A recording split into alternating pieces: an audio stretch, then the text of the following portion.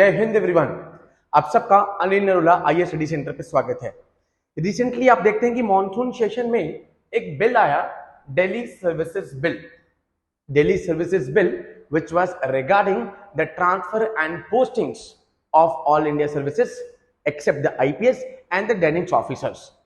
राज्यसभा में परसों आप देखते हैं कि उसके ऊपर वहां पर वोटिंग हो रही होती है एंड लास्ट में वोटिंग के दौरान यहां पर जो डिफरेंट मेंबर्स ने अपना मोशन मूव किया था, उस मोशन मूव में यहां पर एलिगेशंस लगाई गई यहां पर कि भाई उसमें कुछ मेंबर्स का ऑलमोस्ट 5 मेंबर्स हैं, उनकी बिना कंसेंट के यहां पर उनके साइन दिए गए हैं। राघव चड्ढा जी ने ये मोशन मूव किया था एंड उसके बाद एक रूल नंबर 72(2) ऑफ राज्यसभा यहां पर निकल कर आता है, rules of procedure and conduct of business, जिसमें ही कहा जाता है कि किसी भी मेंबर को सिलेक्ट कमेटी का मेंबर अपॉइंट तभी किया जा सकता है जो वो विलिंगली अपना नाम दे रहा है। ऑल्दो अब वो पॉलिटिक्स अलग इश्यू हो गया, but we will discuss what is this select committee. But कुछ रूल्स इस बार लगातार न्यूज में रह रहे हैं। रूल नंबर 267 यहां पर चला, जिसपे वो मणिपुर पे इश्यू चाह रहे थे under this rule.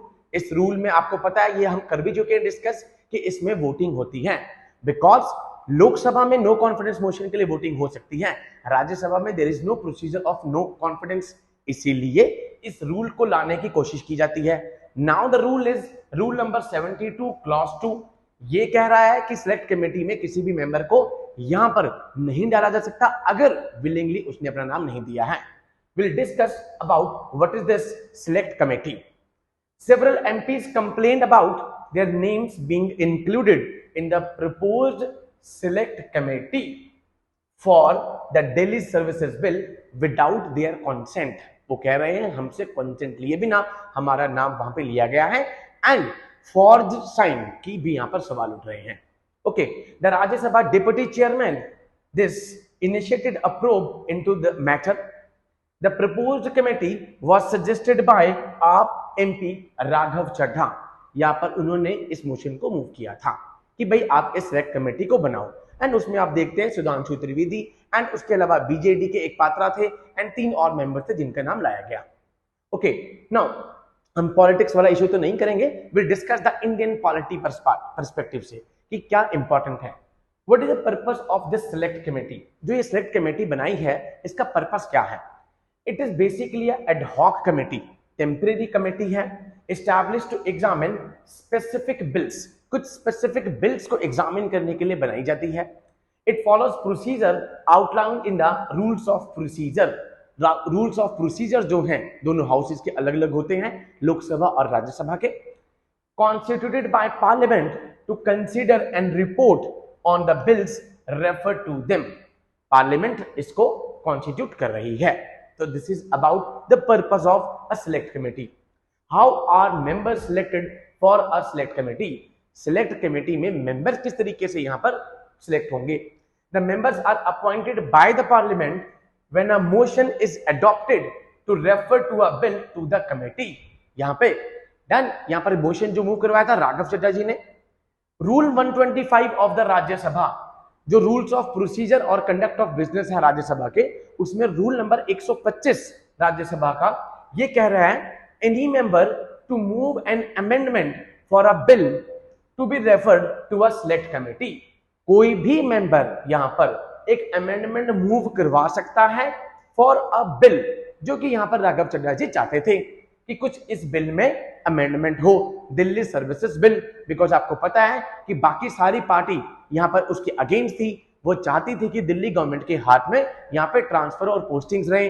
But Bharat सरकार, अमित शाह जी ने जो बिल लेकर आए, वो कह रहे हैं कि वो उनके प्रीव्यू से बाहर है, इसलिए उसके लिए एक अलग से अथॉरिटी बनाई जाए। Consent is required from the proposed members and to needs to ascertain the members willingness to serve on the committee. ये है रूल नंबर 72 क्लॉज 2, जिसके ऊपर उस दिन रात को बवाल हुआ 10 बजे।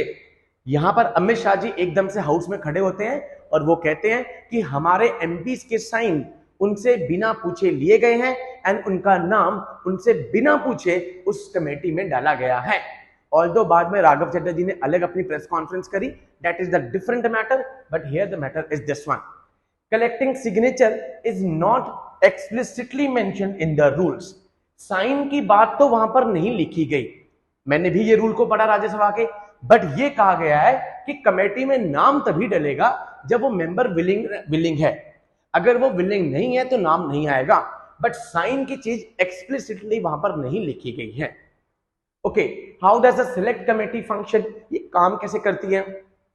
Quorum is 1/3 of the total committee members. 1/3 quorum, जैसे कोरम क्या होता है? Minimum number of members should be present. जैसे लोकसभा में क्या होता है? 1/10 होता है कि 1/10 होगा, यहां पर कोरम क्या है? 1/3। In case of a tied votes, the chairman और the presiding person has a second और अ कास्टिंग वोट। चेयरमैन जो होगा उसकी कास्टिंग वोट होगी।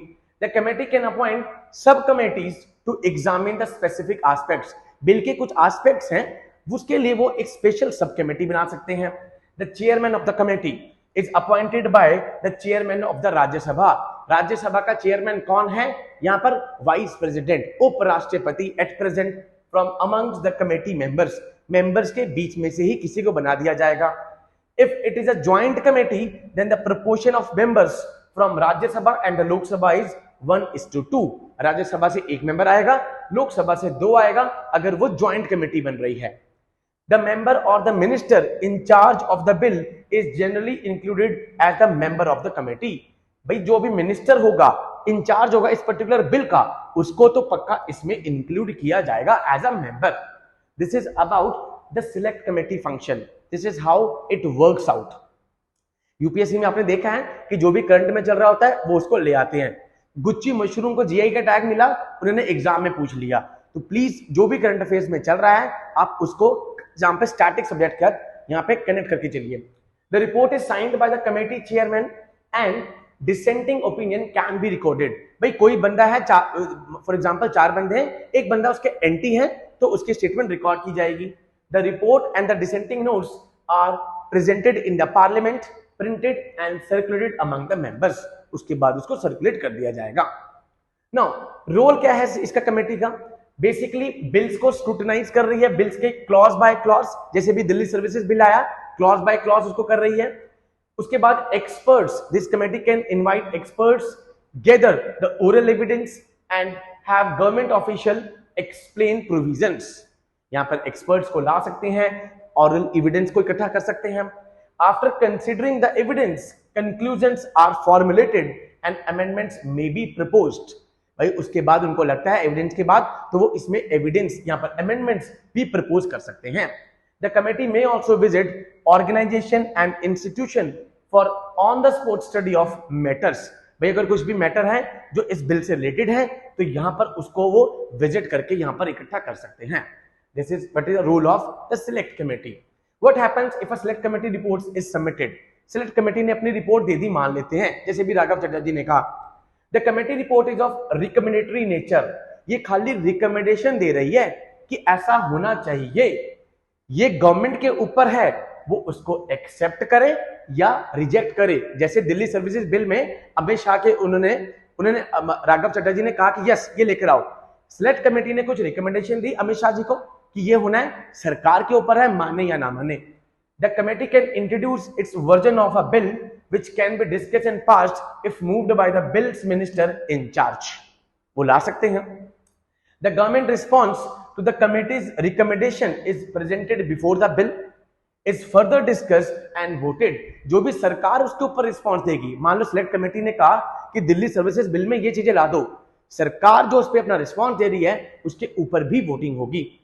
What is the committee on privileges?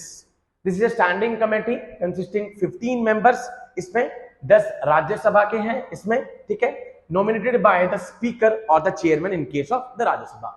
In the Rajya Sabha the deputy chairperson heads the committee of privileges. ये select committee से मैं अलग बता रहा हूं, सिलेक्ट कमेटी का वहीं तक था, ये जस्ट उसके साथ में एक एड ऑन है, आपको कमेटी ऑन प्रिविलेजेस पता हो।